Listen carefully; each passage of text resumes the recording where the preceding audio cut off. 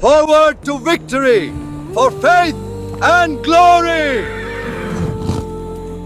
313 لوگ، صرف 313، اور ان کے سامنے تھا ایک لشکر 1000 سے زیادہ طاقتور۔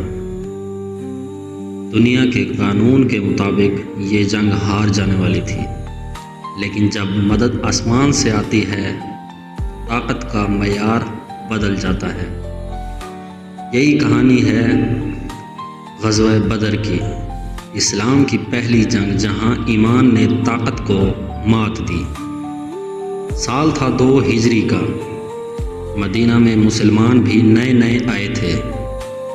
مکہ کے مشرکین نے ان کے گھر لوٹ لیے، مال چھین لیا اور ان کے صرف اس لیے نکال دیا کہ وہ لا الہ الا اللہ کہتے تھے۔ جب قریش کا مال لے کر ابو سفیان کا قافلہ مدینے کے پاس سے گزرا، رسول اللہ صلی اللہ علیہ وسلم نے فیصلہ کیا، اب ظلم کے خلاف خاموشی نہیں، جواب دیا جائے گا۔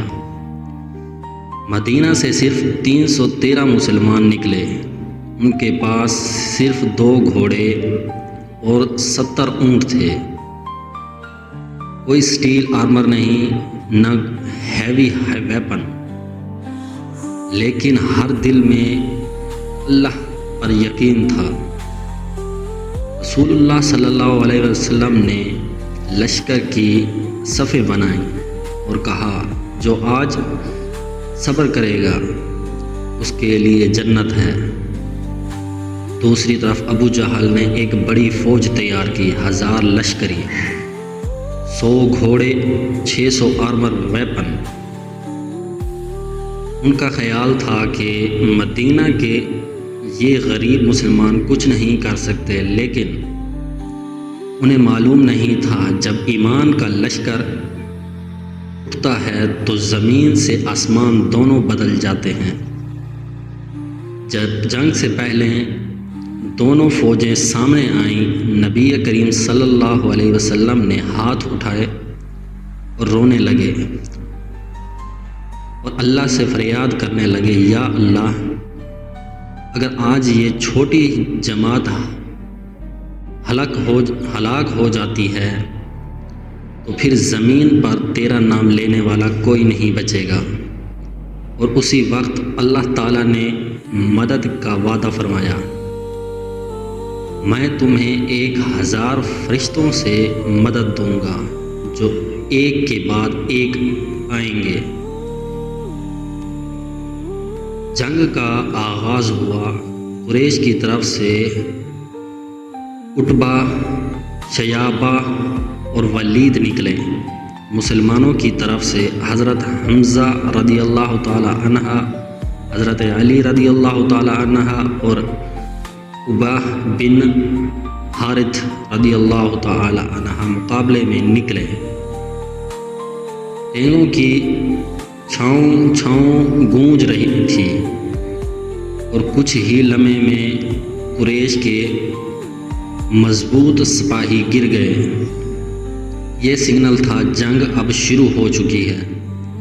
مٹی کے بادل اٹھ رہے تھے اور فرشتوں کے نعرہ تکبیر سنائی دے رہے تھے۔ ابو جہل جو اپنے گھمنڈ میں کہتا تھا، میں غریب اور عرب کا سب سے طاقتور انسان ہوں، زمین پر گر گیا۔ ان کی موت نے قریش کو غرور کو توڑ دیا۔ آج سب کو سمجھ آ گیا، جیت نہ طاقت سے ہوتی ہے، نہ مال سے، جیت صرف اللہ کے ساتھ ہونے سے ہوتی ہے۔ جب ڈھول بیٹ، مشرکین کے 70 لوگ مارے گئے، 70 قید ہوئے، مسلمانوں نے صرف 14 شہید کھوئے۔ مدینہ میں جب خبر پہنچی، لوگوں نے اللہ کا شکر ادا کیا۔ یہ وہ دن تھا جہاں انسان نے کفر پر غالب پایا۔ یہ وہ لمحہ تھا جہاں آسمان نے مدینہ کے غریبوں کے لیے فرشتوں کو بھیج دیا۔